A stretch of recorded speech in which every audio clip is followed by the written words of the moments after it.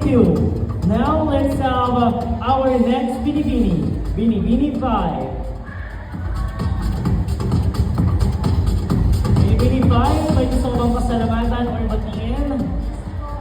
First, I'd like to thank our judge. Hindi po complete itong budget na to kung wala kayo. I'd also like to thank Kapitan Meg Agaraw, our konsihal. Hello po. Thank you so much po. And I'd also like to thank yung friends and family ko na nandito pa rin hanggang ngayon. And yung mamamayan ng pagsawitan dahil hindi po buo ang event po na to kung wala po kayo. Alright, so you may now pick your question.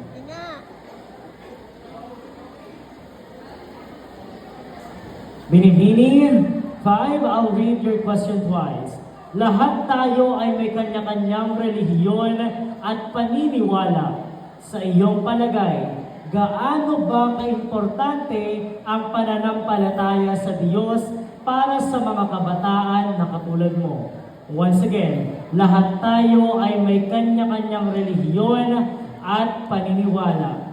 Sa iyong palagay, gaano ba kaimportante ang pananampalataya sa Diyos para sa kabataan na katulad mo? Thank you. Just like what the question said, we all have different beliefs. As myself, as a youth, as a person, I believe in God because God is my strength. And I believe that all people should have faith in God. I believe that they have to find and they have to look for their strength.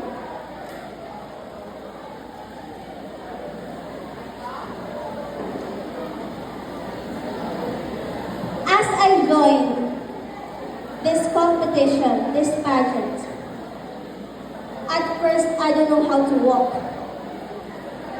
I don't know how to smile in front of a lot of people.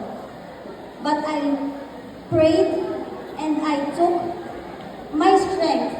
I took God with me. I took God with me in this journey. I prayed that God will guide me all throughout this pageant.